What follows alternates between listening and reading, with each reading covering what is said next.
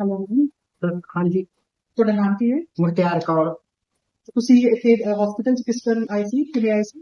ਅਸੀਂ ਗੋਡਿਆਂ ਦਾ ਆਪਰੇਸ਼ਨ ਕਰਾਉਣ ਆਏ ਸੀ। ਤੁਹਾਡੇ ਗੋਡੇ ਬਹੁਤ ਜ਼ਿਆਦਾ ਖਰਾਬ ਹਾਂ। ਸੀ, ਕਿਸ ਤਰ੍ਹਾਂ ਸੀ? ਸਾਡੇ ਬਹੁਤ ਜ਼ਿਆਦਾ ਖਰਾਬ ਸੀ ਜੀ। ਕੀ ਪ੍ਰੋਬਲਮ ਹੁੰਦੀ ਸੀ ਗੋਡਿਆਂ 'ਚ ਤੁਹਾਨੂੰ? ਮੈਂ ਤਾਂ ਤੁਰੇ ਨਹੀਂ ਸੀ ਹੁੰਦਾ ਜੀ, ਓਕੇ, ਦਰਦ ਵੀ ਹੁੰਦਾ ਸੀ? ਬਹੁਤ ਜ਼ਿਆਦਾ। 3 ਸਾਲ ਤੋਂ ਮੈਂ ਤੇ ਸਿੱਧਾ ਵੀ ਨਹੀਂ ਪਏ ਹੋਏ। ਤੇ ਫਿਰ ਡਾਕਟਰ ਸਾਹਿਬ ਨੇ ਤੁਹਾਨੂੰ ਕੀ ਕਿਹਾ ਵੀ? ਡਾਕਟਰ ਸਾਹਿਬ ਨੇ ਵੈਸੇ ਬਹੁਤ ਵਧੀਆ ਕੀਤਾ ਜੀ। ਆਪਰੇਸ਼ਨ ਤੁਹਾਨੂੰ ਕਿਸ ਤਰ੍ਹਾਂ ਦਾ ਲੱਗਿਆ ਸਰ? ਬਹੁਤ ਵਧੀਆ। ਮੈਂ ਨਹੀਂ ਕਦੇ ਦੇਖਿਆ ਜਿਕਨੇ ਡਾਕਟਰ ਸਾਹਿਬ ਕਰਦੇ ਨੇ, ਬਹੁਤ ਅੱਛੇ ਨੇ ਡਾਕਟਰ। ਤੇ ਤੁਹਾਨੂੰ ਰਿਕਵਰੀ ਵਗੈਰਾ ਕਿਵੇਂ ਚੱਲ ਰਹੀ ਹੈ? ਜਲਦ ਠੀਕ? ਬਹੁਤ ਵਧੀਆ, ਬਹੁਤ ਤੁਹਾਨੂੰ ਕੋਈ ਤਕਲੀਫ ਵਗੈਰਾ ਤਾਂ ਨਹੀਂ ਹੋਈ? ਨਾ, ਮੈਨੂੰ ਕੋਈ ਤਕਲੀਫ। ਤੇ ਡਾਕਟਰ ਸਾਹਿਬ ਨਾਲ ਤੁਸੀਂ ਬਿਲਕੁਲ ਸੈਟੀਸਫਾਈਡ ਹੋ? ਹਾਂ, ਬਹੁਤ। ਤੇ ਸਟਾਫ ਤੁਹਾਨੂੰ ਕਿਸ ਤਰ੍ਹਾਂ ਦਾ ਲੱਗਿਆ? ਸਟਾਫ ਵੀ ਵਧੀਆ ਲੱਗਿਆ। ਕੋਈ ਪ੍ਰੋਬਲਮ ਤਾਂ ਨਹੀਂ ਕਿਸੇ ਨਾ। ਦਾ? ਕੋਈ ਪ੍ਰੋਬਲਮ ਨਹੀਂ ਆਈ। ਬਿਹੇਵੀਅਰ ਵਾਈਜ਼ ਜੈਸਾ ਨਹੀਂ, ਕੋਈ। ਬਹੁਤ ਅੱਛਾ ਲੱਗਿਆ। ਬਹੁਤ ਅੱਛਾ ਲੱਗਿਆ। ਤੇ ਬਹੁਤ ਅੱਛਾ ਲੱਗਿਆ। ਆਉਂਦਿਆਂ ਨੂੰ ਬਹੁਤ ਅੱਛਾ ਲੱਗਿਆ। ਡਾਕਟਰ ਸਾਹਿਬ ਬਹੁਤ ਚੰਗੇ ਨੇ।